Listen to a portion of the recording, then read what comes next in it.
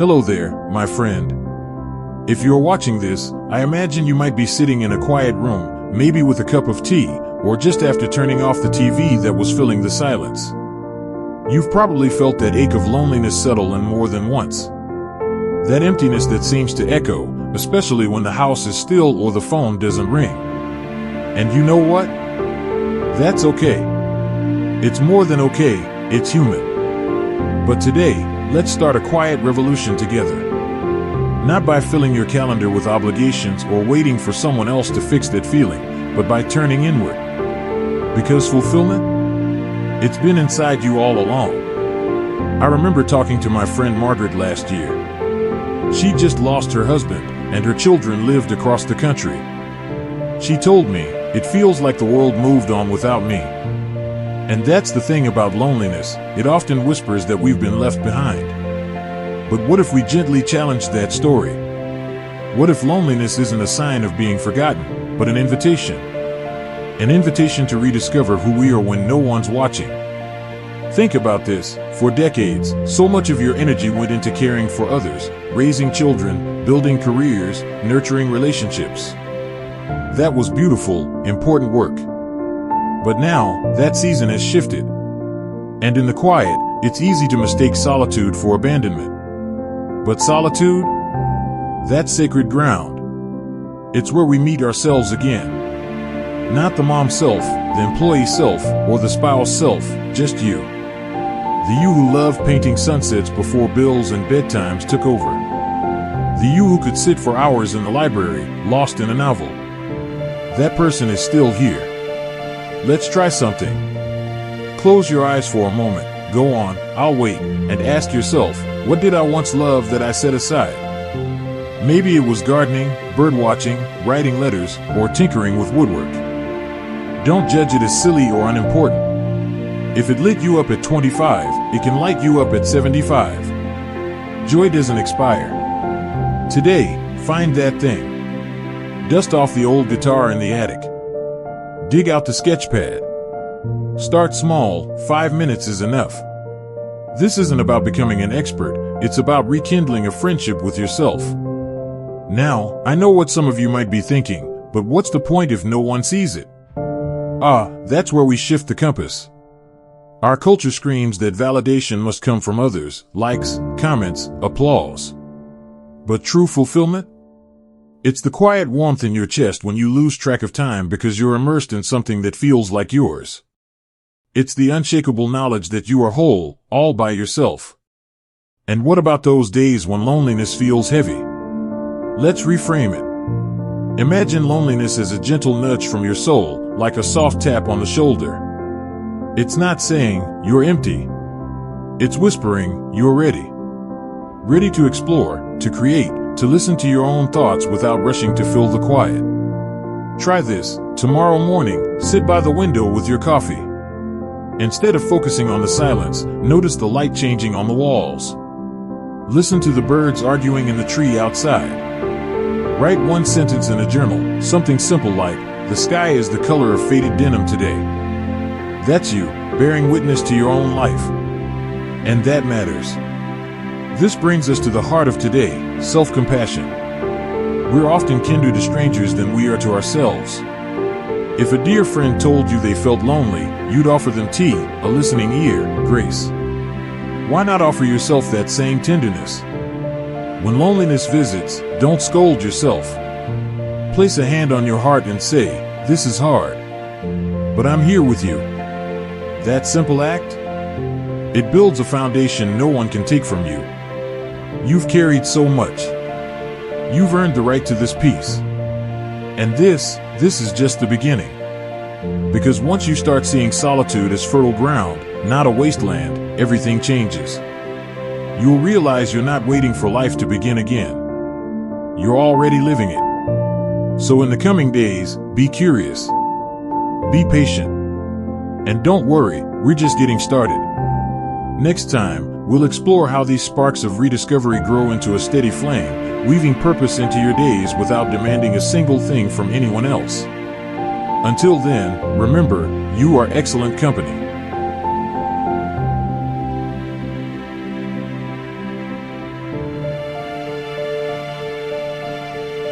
Welcome back. I hope since we last talked, you found a quiet moment, maybe with a sketch pad, a trowel in the garden, or simply sitting with your thoughts by the window. Remember Margaret? That wise friend I mentioned? She called me the other day, her voice lighter than I'd heard in months. I dug out my old watercolor set, she said. The paper's yellowed, and my hands shake a bit, but mixing those blues and greens.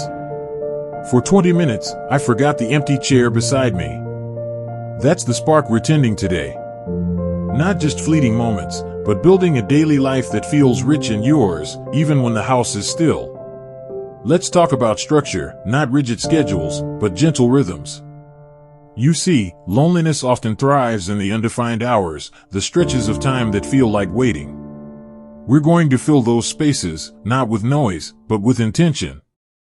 Think of your day as a garden. You don't need to plant every inch, you just need a few things you truly love to tend. Start with your mornings. How do you wake up? Is it to the jarring blare of news, or the quiet sigh of the kettle? Try this tomorrow. Before you even get out of bed, place your hand on your heart. Feel its steady beat. Take 3 slow breaths, inhale calm, exhale any tightness. Then, say one thing out loud, today is mine to shape. It might feel strange at first, but words have power. They set the compass. Then, move deliberately. Make your tea or coffee with attention.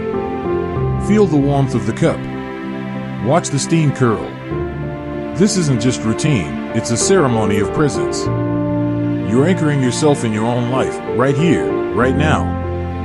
Now, let's weave in those sparks you're rediscovering, your watercolors, your woodworking, your poetry. Don't relegate them to someday. Protect them like precious appointments. Block out 30 minutes, just 30, 3 times this week. Call it your soul time. Guard it fiercely. If the phone rings, let it go to voicemail. If guilt whispers, shouldn't you be doing something useful, gently reply, this is the most useful thing I can do. Because nurturing your inner world is the work. It builds an inner sanctuary nothing external can shake. But what about the afternoons, when energy dips and shadows grow long? This is when loneliness can creep back in. Here's where we invite in quiet companionship without needing another person. Step outside. Feel the sun or the breeze on your skin. Really look at that tree you've walked past 1,000 times. Notice the texture of its bark, the way its leaves dance. Nature isn't just scenery, it's a living, breathing presence. Talk to it if you like. Good afternoon, old friend. It sounds whimsical, but connecting with the non-human world reminds us we are part of something vast and beautiful, never truly alone. Or bring the outside in. A potted herb on the windowsill, a bird feeder you watch while washing dishes, a single flower in a vase. Tending to life, even small, green life, creates a silent dialogue of care and reciprocity. Water it, prune it, watch it grow. It's a gentle reminder, you are still a nurturer, and your attention matters. Then there's the magic of legacy. You have a lifetime of wisdom, stories, and love within you. Loneliness sometimes tricks us into thinking we have nothing left to offer. Nothing could be further from the truth. Start small. Write a letter to a grandchild, not about the weather, but about a lesson you learned at their age. Describe the smell of your childhood kitchen. Seal it. Date it. Tuck it away for them to find later. Or simply write it for yourself in a beautiful journal. You are documenting your unique footprint on this earth. It's an act of profound self-validation. Perhaps it's creating something tangible. Knit a blanket, not knowing who it might warm someday. Restore that old clock on the mantle, just for the satisfaction of hearing it tick again. Organize those photos, not perfectly, but with love. Handling these physical pieces of your history weaves a thread of continuity. You see the arc of your life, the strength you've carried, the love you've known. It whispers, you existed fully. You still do. Of course, there will be hard moments. Days when the silence feels heavy, and the ache returns. When that happens, don't fight it or berate yourself. Treat it like weather passing through. Sit down. Place one hand on your heart, one on your belly. Breathe deeply into your hands. Acknowledge it. This is loneliness. It's visiting right now. It's uncomfortable, but it's just a feeling. It will shift. Then, gently redirect. Put on music that soothes your soul, maybe an old favorite from your youth. Move your body slowly, stretch, sway, walk around the room. Or pick up that project, even for 5 minutes.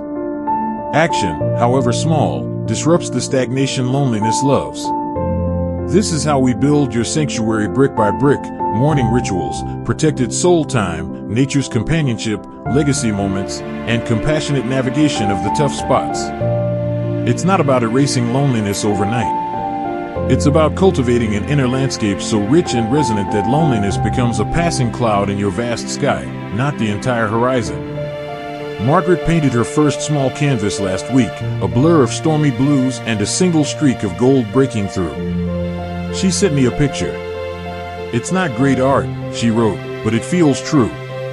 It feels like me finding light. That's the steady flame we're kindling. And this flame?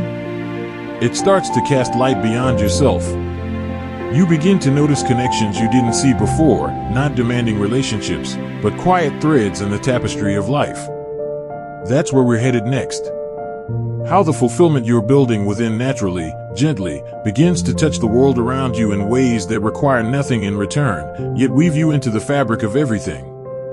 Until then, tend your sanctuary. You are doing something extraordinary. Rest well, dear friend. You've earned it.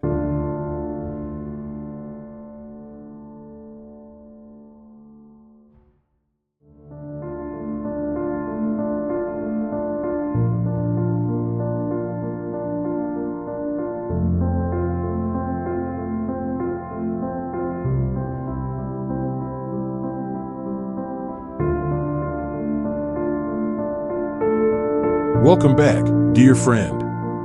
I picture you now, perhaps settled in your favorite chair, maybe with a cup of something warm, the quiet around you feeling a little less like emptiness and more like space. Space you've begun to fill with your own presence, your rediscovered sparks, your morning rituals. Like Margaret, who now has a small corner dedicated to her watercolors, or Arthur, who I haven't told you about yet. Arthur's 82, lost his wife 3 years ago, and told me he felt like a ghost in his own home. But then he started restoring that old wooden bench on his porch, just for the feel of the wood under his hands, the rhythm of sanding. Last week, he placed it under his oak tree. Not for anyone special, he said, but maybe someone walking by will rest there. The wood feels alive again. So do I. That's where we arrive today. Not at needing others to fill a void, but discovering how the deep well of fulfillment you've been cultivating within, that sanctuary of solitude, naturally, gently, begins to overflow. It touches the world in quiet ways that ask for nothing in return, yet weave you into the very fabric of life itself. It's about recognizing you are already connected, profoundly and meaningfully, simply by being here. Think about that bench Arthur restored. He didn't do it for applause or company. He did it because the act itself brought him peace, purpose, a connection to the wood, to his own skill, to the passage of time. But placing it outside? That was an act of quiet faith. Faith that his presence, his effort, mattered in the grand, quiet hum of the world. He shifted from feeling like a ghost to feeling like a steward, a custodian of a small patch of beauty. That bench is now part of the street story. A child might sit there eating an ice cream. An old friend might pause to catch their breath. Arthur may never see it happen, but his creation is now in dialogue with life. That is connection without dependency. This is the heart of fulfillment found within. It doesn't hoard its light, it naturally radiates. Your inner sanctuary becomes a source of warmth that can gently warm the space around you, without you needing to chase anyone down to feel it. How do we let this gentle ripple flow? First, widen your lens of appreciation. You've practiced noticing the light on the wall, the birdsong. Now, expand that tender attention outward. When you walk, really see the intricate ironwork on a fence you've passed 100 times. Notice the dedicated shopkeeper arranging his display with care. Smile at the determined toddler mastering the sidewalk. Don't expect interaction, simply observe the vibrant, complex dance of life happening all around you. You are part of this. Your quiet observation is a form of participation. It whispers, "I see you, world. And I am here with you." That sense of belonging is profound. Second, embrace micro-contributions. Forget grand gestures or obligations. Think of Arthur's bench. Think of Margaret leaving a small, vibrant painting tucked into a library book for a stranger to find. Think of you. Leaving a bouquet of flowers from your garden on a neighbor's step, no note needed. Baking an extra loaf of bread and giving it to the postal worker with a simple, "Thank you for your route." Writing down that family recipe you cherish and slipping it into the community center's suggestion box. Simply tending your patch of garden so the bees and butterflies flourish. These aren't done to get connection, they are the natural overflow of your inner abundance. They are whispers of, "I have something to offer, simply because I exist." And the beautiful paradox? This offering, expecting nothing, often creates the most genuine, unburdened sense of connection. You contribute to the tapestry simply by adding your unique stitch. Third, find kinship in the flow of life itself. Loneliness often makes us feel separate, adrift. But step outside. Feel the sun, the same sun that warmed your childhood skin. Watch the clouds, water that has traveled continents, nourished generations. The oak tree outside your window has weathered storms you haven't seen, sheltering creatures you'll never know. You breathe the same air as every poet, every pioneer, every parent who ever loved. You are part of an immense, ancient, ongoing story. You belong to this earth, to this flow of time. You are never truly alone in this vast, interconnected web. Let that knowledge settle deep in your bones. It's a quiet, constant companionship. Fourth, honor your legacy in motion. Remember those letters you started writing? That photo album you're curating? That blanket you're knitting? These aren't just for someday. They are your active legacy, right now. The act of writing connects you to your past wisdom and the future recipient. Sorting photos is a conversation with your younger self and those you loved. Every stitch in that blanket is a meditation on warmth and care that will outlast you. You are actively weaving your thread into the human story, stitch by stitch, word by word, memory by memory. Your life matters, and you affirm it daily through these acts. And yes, the ache of loneliness might still visit. It's a human visitor, not a failure. When it comes, greet it with the compassion we practiced. Acknowledge it, you're here. I feel you. Then, gently shift your gaze. Not to escape the feeling, but to broaden your perspective. Look out, step outside. Feel the air. Find one beautiful thing, a resilient weed cracking the pavement, the way light hits a puddle. Look back, open your journal to an entry about a moment of quiet joy you created for yourself. Remind yourself, I know how to find peace. Look forward, do one small thing for your legacy today, address an envelope for that letter, sew 3 more stitches, water the plant that feeds the bees. This isn't denial. It's choosing where to place your focus. It's asserting, this feeling is part of me, but it is not all of me. I am also the creator, the observer, the steward, the storyteller. Margaret finished a painting she calls Morning Light through my kitchen window. It's simple, just light, steam from her cup, the edge of her sill. She didn't hang it. She gave it to the young woman who delivers her groceries. She's always rushing, Margaret said. I just wanted her to see the quiet beauty in an ordinary morning. I didn't need her to say anything. The young woman's eyes welled up. She hugged Margaret. That hug wasn't the goal, it was the beautiful, unexpected ripple. Margaret's inner light, nurtured in solitude, touched another life. That's the fulfillment we've been building, a light so steady within that it naturally casts warmth around you. You've journeyed from feeling loneliness as an empty room to discovering it as fertile ground. You've built a sanctuary within, brick by brick, with rituals, creativity, nature, and compassionate presence. And now, you see how that sanctuary doesn't wall you off. It grounds you so deeply that you can extend branches into the world, lightly, generously, without need. You are not waiting for life to happen. You are life. Whole, connected, and deeply, quietly, fulfilled. Go gently, dear friend. Your presence matters more than you know.